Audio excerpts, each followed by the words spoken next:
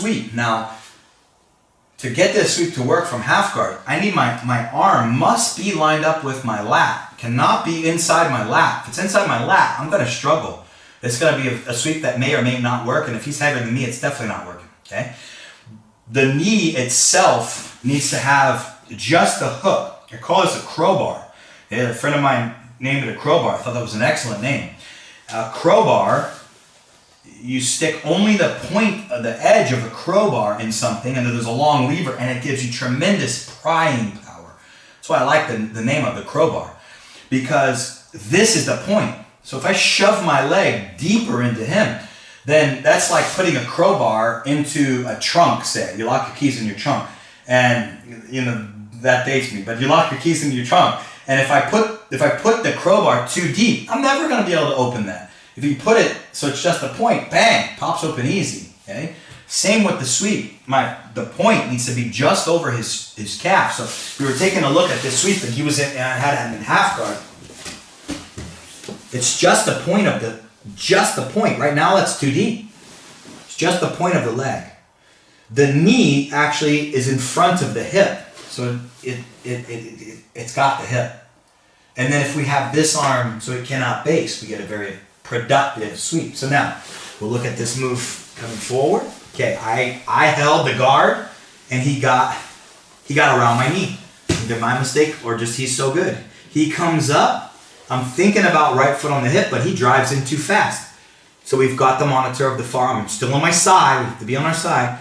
Now I'm going to bridge up, bring my elbow in, hips down and back. That creates the space for me to use my elbow to create the room. I like to use my right elbow until it runs pretty much into the wall of my training partner's resistance, and then I open up my elbow and go to the trap. Okay? That makes his overhook extremely weak. And when he makes an overhook, I use that overhook to clamp down, get the crowbar of my left foot, and we trap the other opposite leg by just keeping my right knee tight, and then we can steer him with the bicep. One thing that you can do is you can go right into the near underhook passing here. So I'll just show you how we end, and it's a good idea because I love that position. So one more time out front. We had the monitor. He came up. I couldn't get the foot to the hip. I bridged up. I got my elbow in good position. We have this strap, which makes a weak overhook. Watch, if Kyle tries to punch his overhook any deeper, it doesn't go because my underhook is so high. Watch what happens when I bring my underhook lower. Now when he punches now my arm's out of position. Can't do it anymore. So your elbow needs to be by your lat.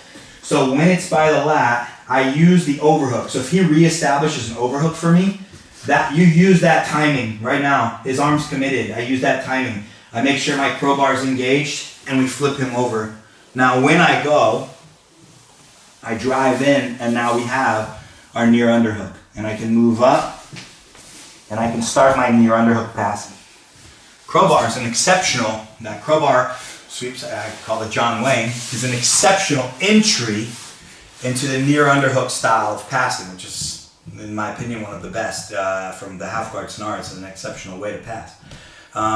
So we failed. The Williams guard failed it. We held it too long. He's just really good. He smashed through the frame. He got above the knee. We need to go. And in this case, we couldn't get the foot to the hip to get to the wrist or get the clamp guard, so now we're going to pummel under. We're going to make sure we have a very high established underhook. We clamp the elbow down, crowbar to our right, and boom, John Wayne right to near underhook if we choose. Okay, well, we've looked at several things as of recent. We looked at what happens when the Williams guard falls apart and they get over the knee, and how we related that into a near half guard scenario. We've also now just taken a look at an overhook, how the overhook guard is so closely related to Williams, and you move through clamp, and then you actually get all the same attacks. You get the trap triangle. When you get the trap triangle, everything's the same. So you it's just a matter of what you want to do. Remember now, overhooking, putting the hand around the waist, can come from almost anywhere. I mean, it can come from the feet, it can come from an underhook into an overhook from the feet, and you could jump close guard. Not in training. I'm a huge advocate of please don't jump close guard. I think it's really stupid to do. But if it's a fight or something like this, a competition, sometimes you may need to do that, or you trying a flying arm lock or something, angle that you can get to there, but not in training. Please do not jump close guard in training. I've seen disasters happen. But you have that opportunity. You could also, if you wanted to be a little bit more thought-provocative, you could overhook, go for an uchimata, bring the person's hand down, and then go to the close guard. So many different times in your training, you're going to start to realize if this is a guard you're going to be playing, how often that arm is around your waist. One also really simple way to get the arm around the waist is from butterfly guard. A simple way to sit up from butterfly guard is to have the utilization of a frame that leads to an overhook. So for instance, if Kyle's in my butterfly guard and he's pinning me, and I'm not very adept at using underhooks, well, I can simply use a frame on the side that he's facing. So if he's facing his left arm, I'm going to put my hands on that side, on the shoulder. And if he changes his head, I wouldn't change it right now. But then I can use a forward shift with my knees, elevate my feet, and use this frame to sit him up and backwards, hit an overhook, and off we go. Fall back into an overhook guard, fall back into a clamp guard, or if he drives in, fall back into a Williams guard. So these things can come from all over the place, that situation. And then you can say, hey, I know what I want to do from that situation. I want to overhook, I want to clamp, or if it goes into close guard, hey, I'm going to lock my frame. I'm going to use the Williams wrap around my leg and lock my frame and give these things a try. So as far as situations from the bottom goes, you can make these things happen a lot.